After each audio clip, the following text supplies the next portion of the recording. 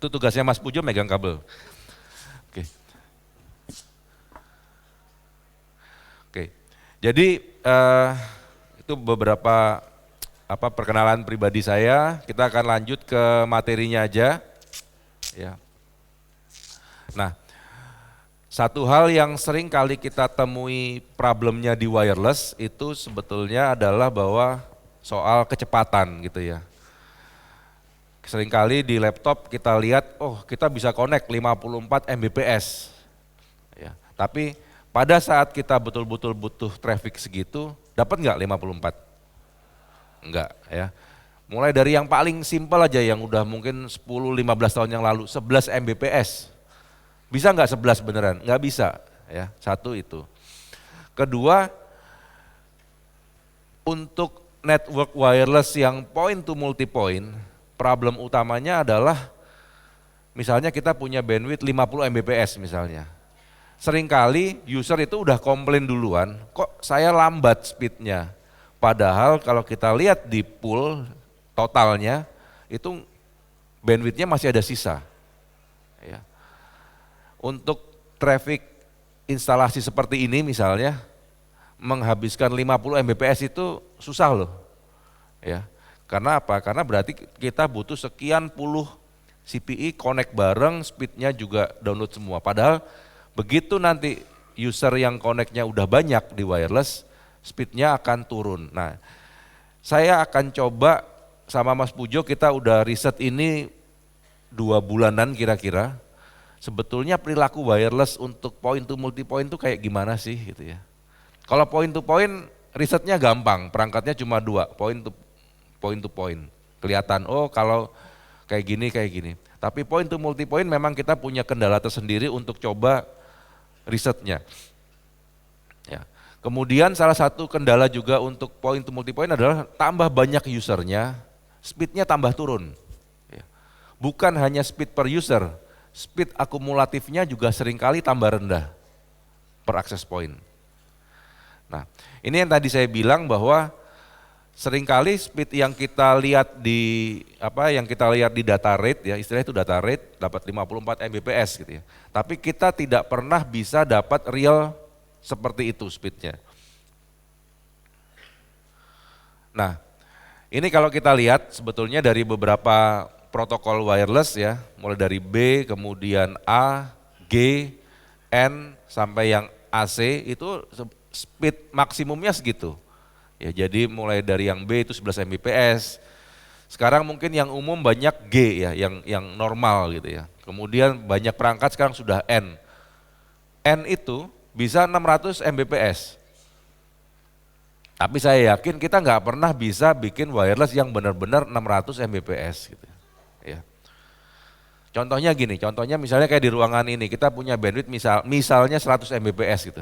Kalau berdasarkan data rate ini saya cukup perlu pasang satu access point. Kenapa? Karena kalau satu access point N itu harusnya dia bisa 600 Mbps gitu. Tapi secara teoritis nggak mungkin. Ya. Secara teoritis ini kita di sini pasang berapa? Pasang 5 aja speednya udah naik turun gitu. Ya. Nah, jadi data rate itu sebenarnya apa sih data rate? Ya, ini perlu untuk diketahui dasarnya dulu. Jadi data rate itu adalah kecepatan maksimal tapi dari modulasinya, kalkulasi modulasi. Ya. Jadi ini memang bukan throughput bandwidth-nya. Ya. Ini modulasi wireless-nya. Ya. Nah, di WiFi itu ada 2 macam data rate kalau di MikroTik. Ya. Satu ada basic rate, satunya adalah supported rate. Ya. Bedanya apa? Ya. Bedanya adalah basic rate itu, ini saya bahas gampangnya aja. Basic rate itu adalah rate yang digunakan untuk untuk handshake, untuk ketemu antara AP sama klien. Mereka harus ketemu di basic rate dulu. Ya. Jadi mereka harus support basic rate itu dulu supaya bisa connect. Setelah basic rate-nya connect, kalau memang kualitas frekuensinya lebih bagus lagi, dia akan coba naik. Ya. Teorinya seperti itu. Jadi basic rate-nya harus connect dulu. Nah, ini adalah interface di Winbox di mana kita bisa memilih sebetulnya basic rate dan supported rate apa saja yang ingin kita jalankan di sebuah access point ataupun di CPE. Ya. Jadi di Mikrotik hebatnya adalah bahwa kita bisa milih basic rate-nya berapa, supported rate-nya berapa aja. Ini yang sulit kita lakukan pakai perangkat lain. Ya. Di Mikrotik kita bisa sangat detail untuk melakukan tune untuk hal ini. Nah, tapi best practice adalah bahwa data rate-nya berapa, biasanya throughput realnya itu 40 sampai sekitar 50%. Ya. Jadi memang tidak mungkin untuk mendapatkan throughput persis sebesar data rates-nya. Ya. Data rate-nya pasti akan jauh lebih besar, tapi throughput-nya akan sekitar 40 sampai 60%. Ya. Jadi kalau kayak tadi G54 Mbps misalnya, maka optimistik itu kita dapatnya sekitar 30, bisa 40 udah bagus banget. Tapi hampir tidak mungkin bisa dapat real 50 Mbps. Ya, pasti di bawah itu. Nah di sini kita bisa betul-betul milih mana yang mau basic rate-nya berapa, supported rate-nya berapa. Ya. Atau kita mau ikut default-nya aja. Ya, jadi kalau kita ubah di configured, kita bisa memilih mau berapa aja.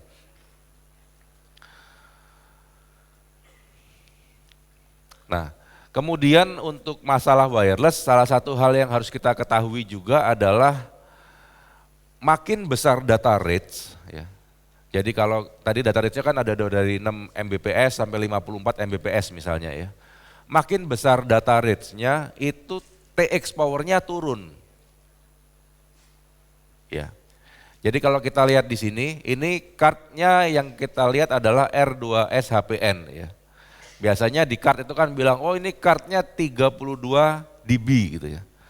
Kita set, data rate-nya kita pilih yang sebesar-besarnya, kemudian mungkin ada yang punya alat ukur dites, kok nggak bisa 32 dB gitu. Ternyata setelah dites kok cuma 27 dB misalnya. Kenapa? Karena 32 dB itu hanya pada data rate terkecil. Ya. Kalau data rate-nya tambah besar, TX power-nya akan turun. Ya. Di sini kita lihat, kalau kita pakai N yang paling lebar ya, itu TX power-nya tinggal 27 dB. Itu. Ya. Hal lain yang juga harus diperhatikan adalah air extensivity. Ya. Air extensivity itu adalah batasan signal minimum yang bisa didengar oleh wireless card. Contohnya gini, kalau suatu card bilang bahwa dia air extensivity-nya 93 minus, ya. Artinya apa? Artinya kalau kita menerima signal minus 95, kita nggak dengar apa-apa sebenarnya wireless card-nya.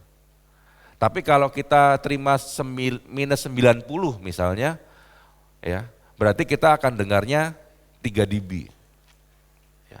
Data yang bisa kita terima cuma sekitar 3 dB. Ya. Nah, makin besar data rates yang kita gunakan, air extensivity-nya juga makin kecil.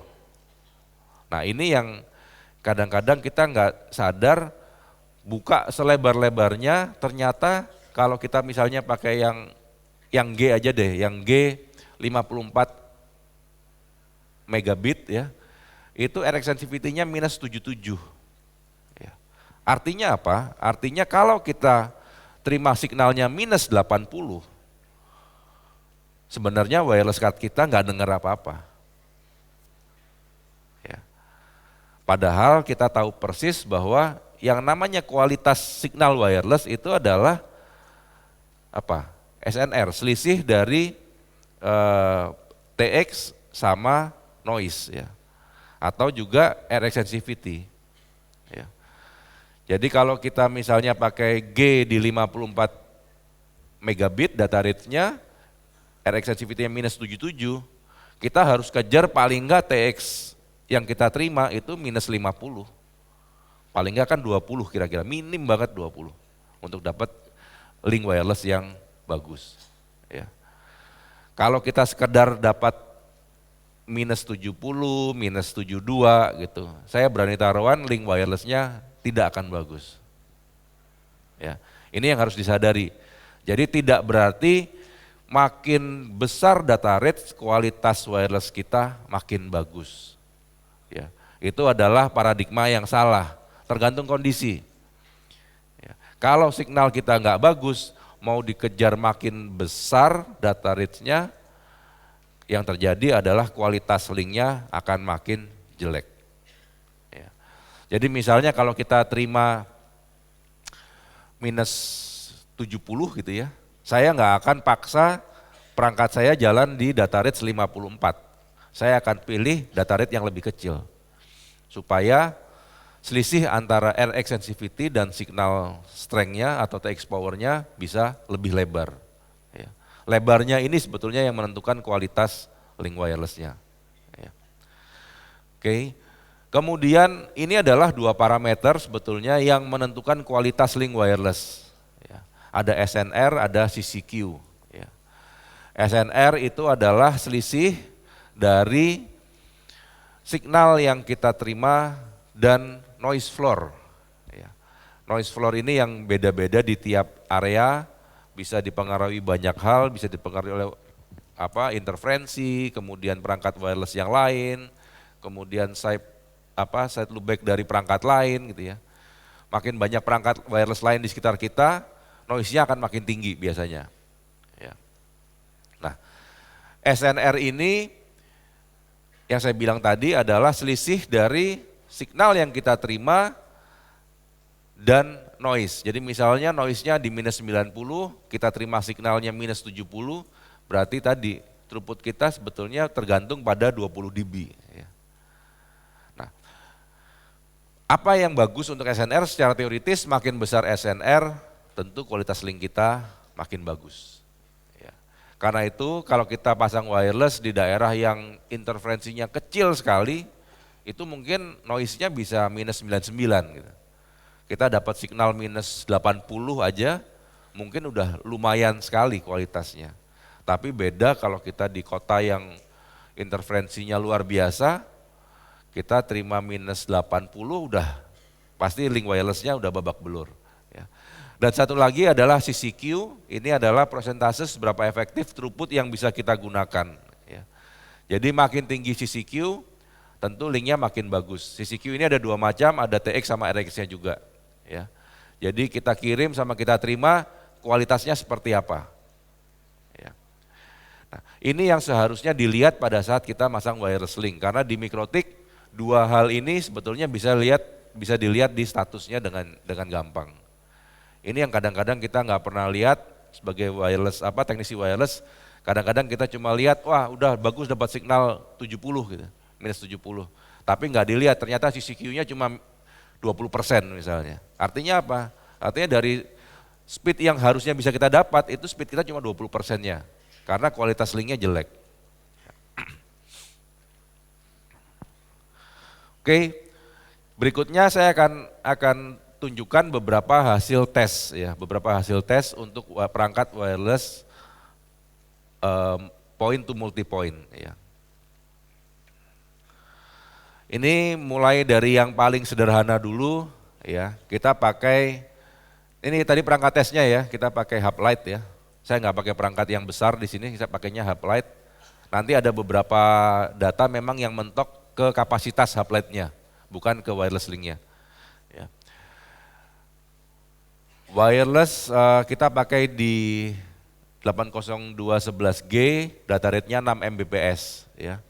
Throughput-nya berapa? Ya nggak mungkin 6, pasti lebih bawah. Di sini kita bisa dapat throughput-nya 5,4 Mbps. Ya, ini udah bagus banget.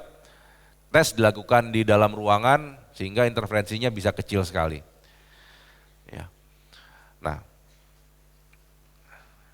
kemudian apa yang terjadi kalau kita naikkan ke 54 Mbps? Ya. Throughputnya 30 Mbps. Menurut saya ini udah bagus. Kenapa? Karena masih sekitar 60% dari data rate. Ya. Kita nggak akan pernah bisa mendekati data rates.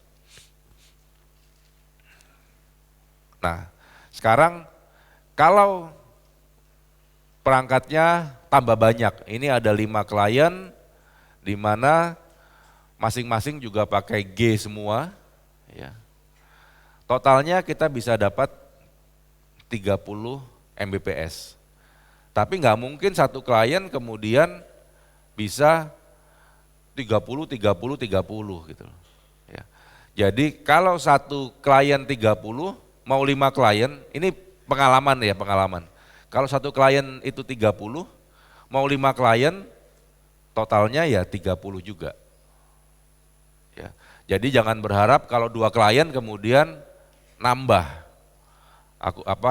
limit maksimumnya, nggak bisa. Kalau 2 klien ya dia akan terbagi ke klien-klien yang lain. Nah, ini ada aneh ya. Tiba-tiba kok turun semua.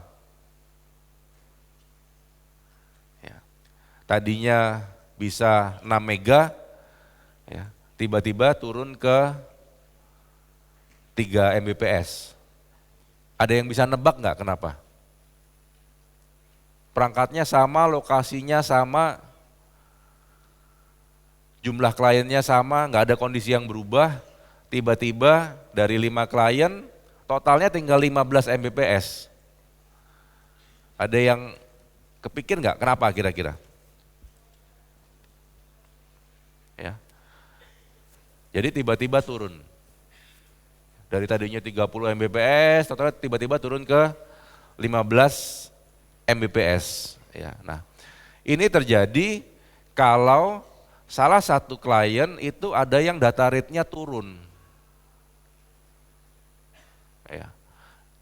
Nerakanya parahnya point to multi point itu adalah begitu salah satu klien data rate-nya lebih rendah, hampir semua yang lain itu pasti akan drop juga speednya. Ya, nah itu kenapa ngeset wireless di ruangan kayak gini itu nggak pernah gampang. Karena saya nggak bisa kontrol device CPI-nya apa aja. Gitu. Ya, ada yang masih B mungkin, ada yang cuma G, ada handphone yang udah N, data rates-nya naik turun nggak karu-karuan. Ya, oke. Mungkin Mas Pujo akan terusin, kita ada beberapa tes lagi menunjukkan bagaimana sih sebetulnya perilaku wireless untuk point to multi point. Silakan Mas Pujo.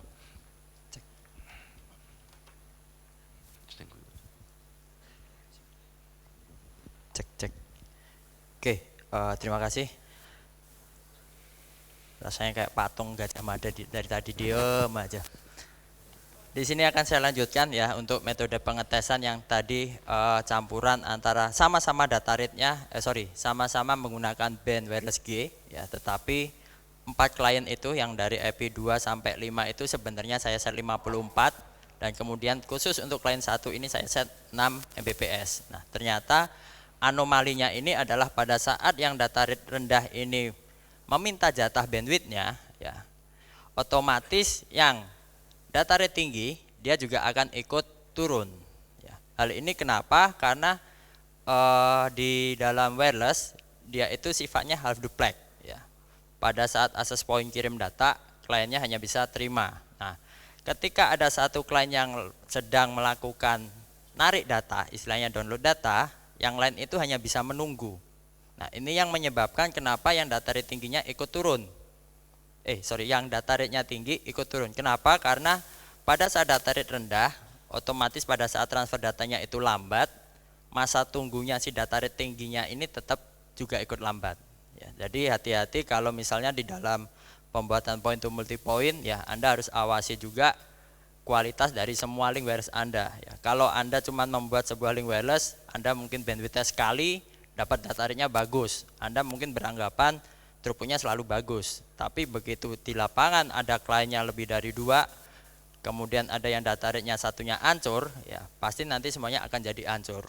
Nah, ini untuk yang menggunakan band sama. Nah, kemudian saya juga eksperimen juga untuk menggunakan wireless N. Nah, wireless N ini bisa data rate-nya bisa lebih tinggi dibandingkan daripada yang Ya, dia bisa berjalan di 4 atau 5 giga, tergantung extension sebelumnya dia pakai apa. Nah, untuk yang hublet ini dia berjalannya di BGN, otomatis N-nya ini berjalan di 2,4. Nah, pada saat saya melakukan pengetesan ya di wireless N ini saya menggunakan dual chain tapi menggunakan lebar frekuensi standar masih 20 MHz. Ya, standar wireless itu semuanya pakai 20 MHz. Nah, di sini hasil pengetesan saya dalam satu klien dia bisa sampai 68 Mbps. Ya, meskipun kalau secara teoritis dia harusnya bisa sampai 90 Mbps. Ya. Nah, kemudian saya coba naikkan lagi lebar channelnya yang semula 20 MHz, saya naikkan menjadi 40 MHz. Jadi dia menggunakan dua frekuensi sekaligus. Di sini ada kenaikan tetapi nggak terlalu signifikan, yaitu ternyata hanya sekitar 78 sampai 80%. Ya. Ternyata kalau saya lihat di dalam registration table-nya, kebetulan saya lupa nggak capture. Ternyata sinyal di data rate yang saya dapatkan itu kalau nggak salah sekitar 150 Mbps. Ya.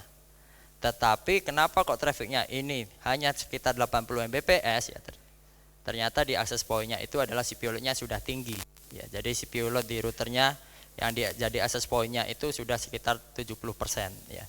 Jadi ini sebenarnya mungkin dia bisa lebih naik lagi ya kalau memang secara hardware dari routernya lebih kuat ya. Kebetulan hardware ini adalah router yang paling minimalis, kalau nggak salah 300 MHz kalau nggak salah. Jadi terkunci di dalam hardware routernya. Ini saya coba testing juga 5 klien semua pakai wireless N semua, 40 MHz semua. Total agregatnya juga hanya bisa sekitar 70 Mbps. Nah, apa yang terjadi ketika wireless N ya, kemudian saya combine juga dengan wireless G ya, sama-sama 2,4 yang sama-sama katanya high throughput semua. Nah, yang terjadi ini adalah yang semula tadi sekitar 60 Mbps, 70 Mbps ya, dia langsung turunnya drop juga menjadi 36 Mbps. Ya, hampir mendekati sesuai dengan max throughput dari wireless G tadi. Ya. Ini juga salah satu contoh dengan berbeda band pun ya, selama dia masih dalam protokol yang sama G sama N sama-sama 2,4 juga pasti efeknya juga sama ya. Kalau Anda mau searching secara detail efeknya ini ya, biasanya di internet itu dinamakan performance anomaly ya. Jadi anomali di dalam performa wireless. Jadi begitu ada satu klien yang busuk ya, lainnya ikut busuk. Nah, ini kalau dari grafiknya ya, begitu saya tes di awal, kemudian ada satu klien yang data rate-nya saya rubah jadi G only, dia langsung rata jadi turun semua.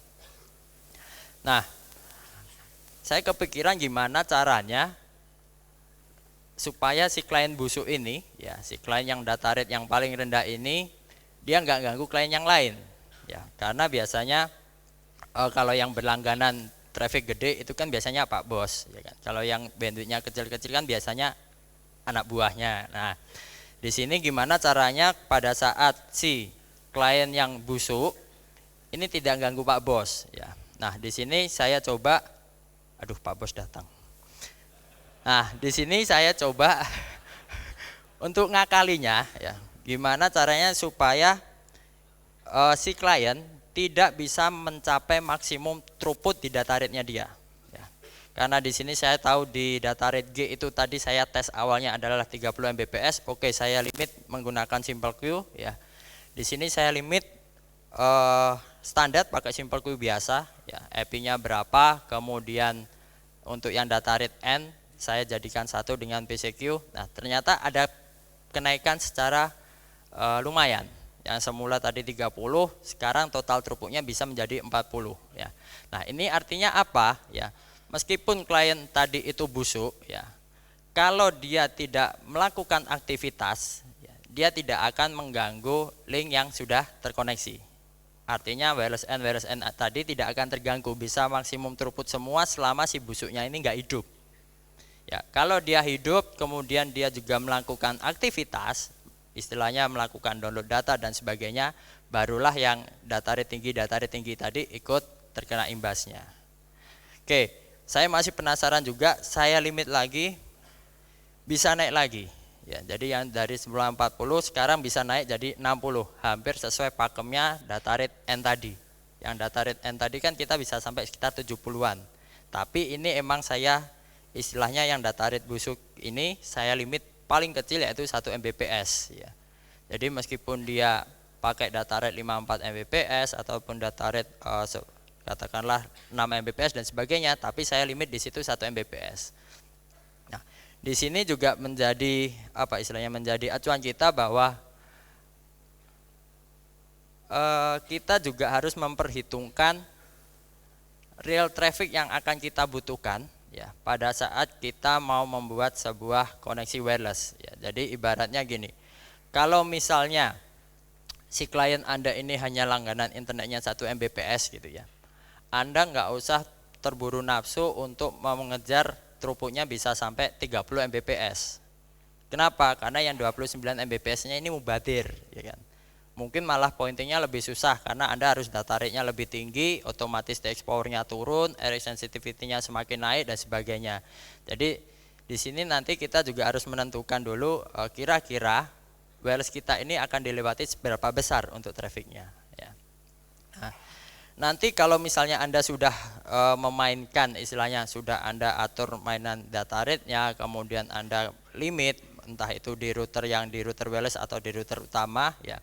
Nanti kalau misalnya dalam kondisi ideal ya, wireless Anda itu pasti akan bisa menghandle banyak klien sekaligus. Contoh, di sini siapa yang pernah membuat sebuah access point dari perangkat router board ya, bukan brand lain. Nah, pakai MikroTik dalam satu access point bisa berapa klien?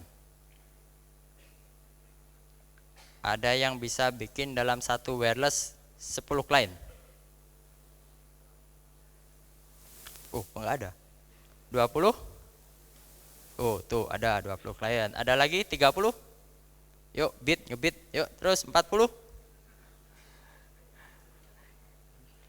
Kayak lelang. Oke. Ini yang saya lakukan di dalam tes. Jadi tesnya sebenarnya yang saya tampilkan di sini hanya 5 router ya, tetapi pada saat riset sebenarnya saya melakukan risetnya ini sampai 60 klien ya. Dan itu terkoneksi semua dan juga melakukan aktivitas download semua ya. Tetapi sama seperti tadi, total throughputnya nggak akan bisa nambah karena di sini saya menggunakan G ya. Total throughputnya hanya 50 Mbps ya. Dibagi 60 klien ya cuman dapatnya ya sekitar 100-200 kbps doang. Istilahnya kalau ngeping sudah alhamdulillah lah. Tapi yang jelas kliennya terkoneksi, datanya bisa lewat. Jadi bukan berarti bahwa satu wireless itu cuma bisa 5, enggak. Tergantung dari bagaimana pengaturan sinyal atau kualitas wireless dari klien-klien Anda nantinya. Ini mungkin bisa Anda katakan bahwa ini adalah ini indoor gampang, labnya kondisinya benar-benar ideal. Nah, tapi kami juga pernah implementasi secara real pada saat event EGF di Bali ya di tahun 2013. Kita bikin sama seperti kayak gini, bikin di hall-hall kayak gitu, kemudian ada training room. Dalam satu access point di sini kita bisa menghandle berapa itu? 38 klien dan kliennya ini merupakan perangkat mobile semua. Jadi nggak pakai router, ada yang pakai laptop, ada yang pakai HP dan itu trafficnya yang bisa lewat juga berkisar sampai 10 Mbps kalau nggak salah. Jadi meskipun istilahnya satu AP bisa berapa banyak klien itu nanti tergantung bagaimana kondisi sinyal klien yang akan Anda tangkap di AP Anda ya. Oke. Nah, bagaimana cara mengatasi untuk klien-klien yang busuk tadi ya. Sebenarnya di MikroTik ada fitur yang namanya NV2 ya, di mana dia bisa mengurangi delay atau menghilangkan delay untuk frame ACK. Pada saat Anda kirim data ya, sebenarnya si penerima itu ngirim ACK ke tempat Anda. Nah, kalau data rate-nya rendah, otomatis nanti juga ACK-nya ini juga akan jadi lambat. Nah, di MikroTik dengan menggunakan NV2, frame ACK-nya itu nggak ada. Ya, jadi istilahnya bisa lebih mempercepat proses dalam pengirimannya, nggak perlu lagi nunggu ada delay. Tetapi sayangnya karena NV2 ini adalah properti, jadi hanya bisa sesama mikrotik. Ya. Kalau Anda implementasikan di ruangan umum, tentunya kesulitan karena belum perangkat-perangkat laptop, HP itu nggak semuanya support. Nah, di situ kami juga punya solusi. Anda juga bisa mainan data rate. Nah, Anda bisa main custom data rate, Anda atur basic rate. Paling kecil data rate yang akan Anda gunakan berapa, ya. Dan kemudian supported rate-nya sampai seberapa besar. Artinya apa? Pada saat dia terkoneksi awal, dia menggunakan yang namanya basic rate ini. Nah, begitu dia mau melakukan transfer data, ya, dia akan mencoba menggunakan data rate yang Anda atur di dalam supported rate ini. Semakin sinyalnya semakin bagus, dia akan mencoba supported rate yang semakin besar juga. Tapi pada saat support rate tertinggi mungkin terjadi putus atau istilahnya flapping, ya, si router akan secara otomatis akan menurunkan supported rate di bawah satu stepnya. Putus lagi, turun lagi satu step. Ya, itu gunanya untuk mainan data rate. Ya. Tetapi ingat, kalau Anda mainan basic rate, ya, pengaturannya ini harus dilakukan di kedua sisi. Ya, jadi kedua sisi baik itu access point ataupun klien harus sama-sama mendukung basic rate yang sama. Kalau basic rate-nya berbeda, dia nggak akan mau join, nggak mau terkoneksi. Kalau supported rate, HP dan klien mungkin bisa berbeda, nggak masalah. Ya. Di sini kuncinya adalah di basic rate-nya. Tapi kalau Anda mungkin lebih ekstrim lagi, Pak, ternyata di jaringan publik saya ini si perangkat klien itu nggak boleh saya utak-atik data rate-nya. Saya nggak boleh pinjam HP-nya, takutnya dijual dan sebagainya. Nah, di sini juga ada solusi lain sebenarnya. Kalau tadi Anda ingat yang disampaikan sama Pak Valen tadi bahwa untuk menggunakan data rate tertentu, ya, kita membutuhkan nilai RX sensitivity tertentu juga, ya kan? Nah, itu juga disesuaikan dengan spesifikasi router board atau hardware Anda. Anda lihat di datasheet harusnya ada. Anda pakai data rate berapa, sinyal yang dibutuhkan berapa. Nah, di situ nanti Anda bisa mainan yang namanya access list. Ya. Di dalam access list Anda bisa tentukan klien yang memiliki sinyal berapa yang boleh terkoneksi. Contohnya kalau di depan itu sinyal yang dari minus 70 sampai minus 40 yang boleh terkoneksi. Kalau lebih jelek dari minus 70 dia nggak boleh connect. Kalau terlalu besar atau lebih besar dari 40, minus 40, dia juga nggak boleh connect. Ya. Kenapa? Kalau di bawah minus 70, otomatis kita anggap aja sinyalnya jelek. Kalau dia connect, pasti nanti akan ganggu yang lain. Ya kan? Kalau Anda pakai minus 30, kok nggak boleh masuk? Kan ini sinyalnya bagus. Ya. Sebenarnya di lapangan, sinyal yang terlalu besar, itu juga nggak terlalu bagus. Ibaratnya ini TX power itu adalah mulut Anda, katakanlah. Ya, kita lagi ngobrol, mungkin berdekatan, tapi Anda teriak-teriak pakai mikrofon. Telinga Anda sakit. Nah, itu juga dialami dengan wireless. Ya. Kalau sinyalnya, perangkatnya terlalu dekat, powernya terlalu gede, itu juga nggak akan maksimal. Jadi di sini di lapangan biasanya dikunci batas maksimumnya berapa, batas minimum sinyal yang pengen Anda terima berapa, Anda tentukan di situ. Nah, nilainya seberapa besar ya Anda harus sesuaikan juga dengan kondisi di lapangan. Nah, ini istilahnya sangat bisa digunakan di tempat umum. Kenapa? Karena di sini nggak ada intervensi ke perangkat klien. Anda nggak perlu merubah settingan di kliennya. Ya, di sini Anda cukup menentukan di sisi AP-nya aja. Pilihannya tinggal dua. Kalau sinyalnya bagus sesuai aksesis boleh connect, ya. Kalau sinyalnya nggak bagus, nggak sesuai aksesis, jangan connect ke tempat saya. Daripada ngerusak jaringan yang sudah ada. Ya. Nah, yang terakhir, silakan gunakan queue. Ya. Sama seperti yang tadi saya uraikan bahwa kalau misalnya Anda real traffic yang Anda butuhkan itu berapa besar, ya Anda limit sesuai traffic itu. Jangan terlalu mengejar traffic yang besar, oh saya harus bisa 54.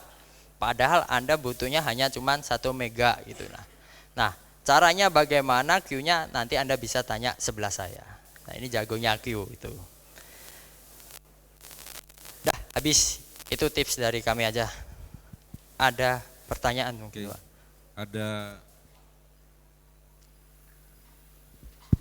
Ada waktu 8 menit, ada yang mau bertanya?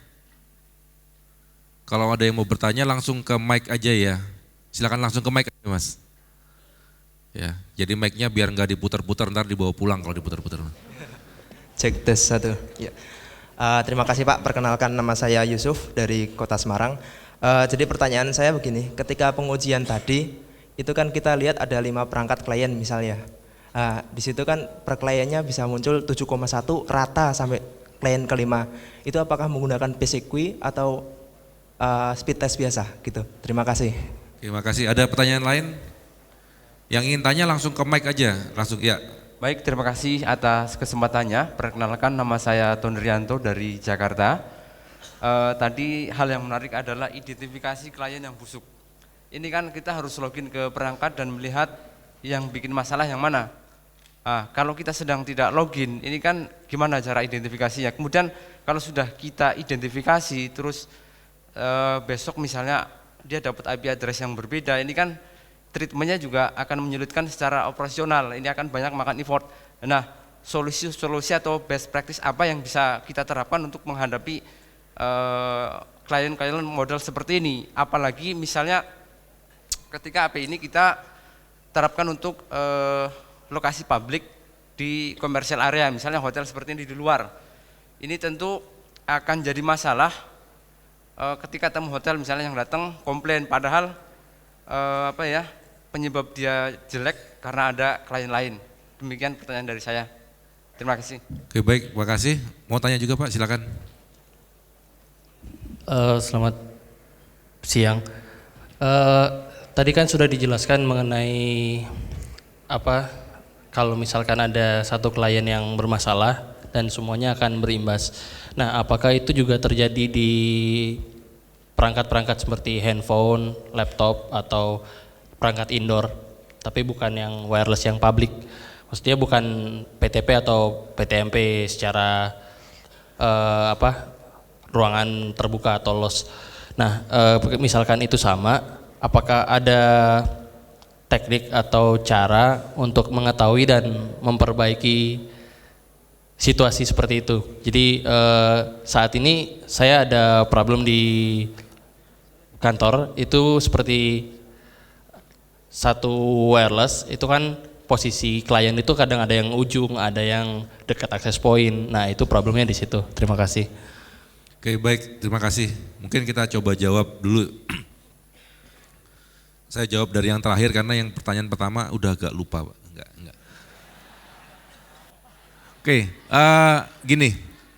Intinya adalah bahwa setuju bahwa sangat sulit untuk bisa membuat jaringan wireless untuk tingkat densitas yang tinggi. Sebetulnya itu saya berkali-kali ngomong juga dengan teman-teman dari Mikrotik, mana dong produk Mikrotik yang memang bisa support untuk densitas tinggi istilahnya ya. Jadi seperti ini salah satu contoh densitas tinggi. Saya juga nggak tahu seberapa babak belurnya wireless di sini gitu ya.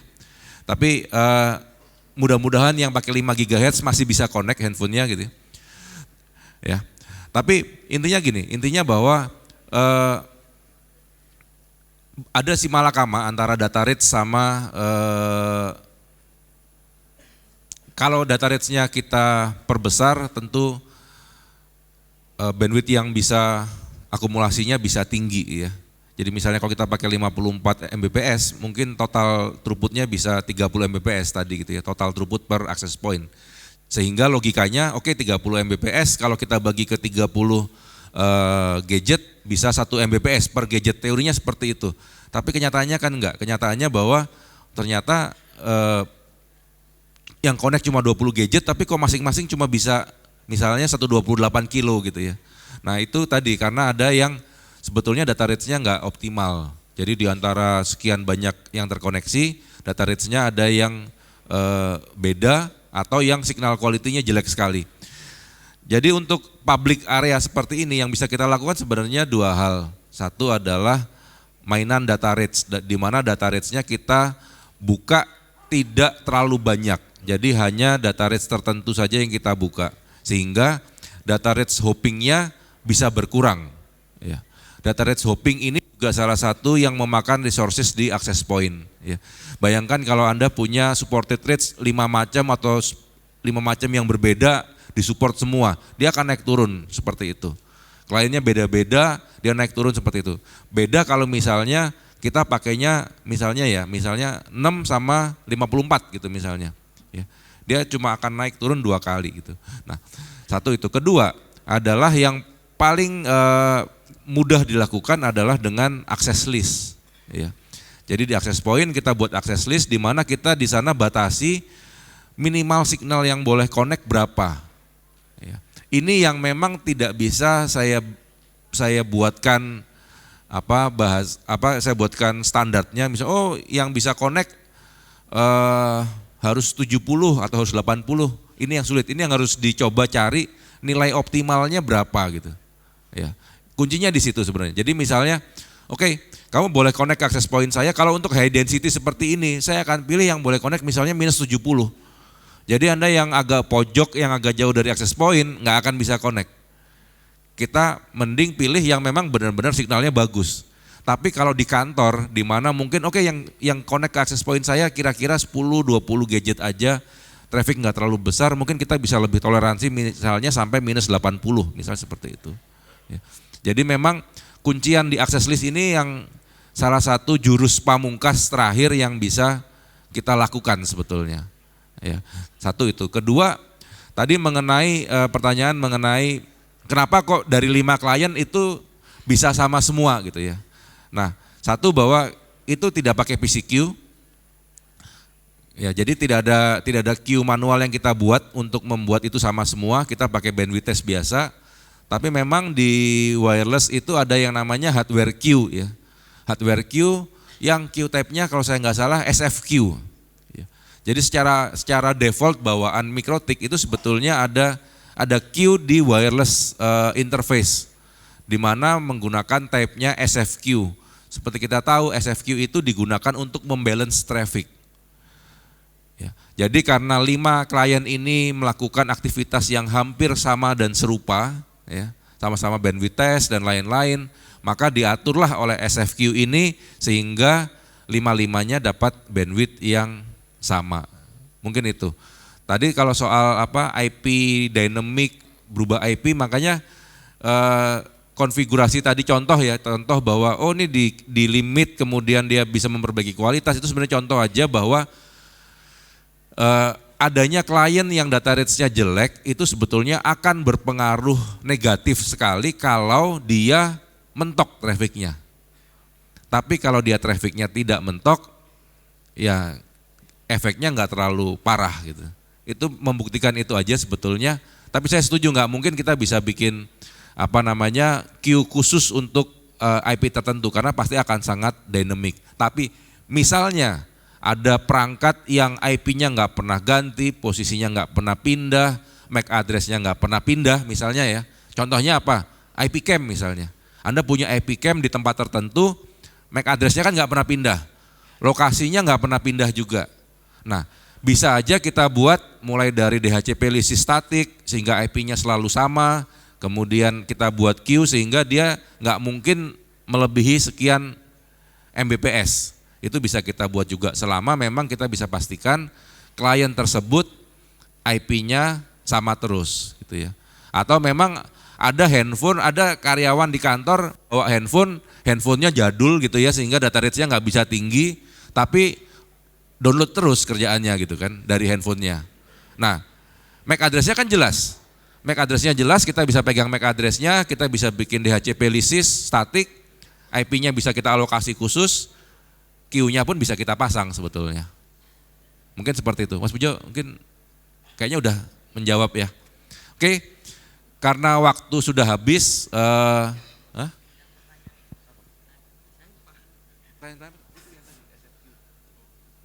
Harusnya saya udah jawab semua ya. Tanya pertama tadi kan yang kok sama semua itu ya. Ataupun kalau memang ada yang belum terjawab, saya dan Mas Pujo 2 hari ini masih akan di sekitar sini, silakan langsung tanya. Kita akan lanjut lagi ke materi berikutnya. Oke, selamat siang. Cek.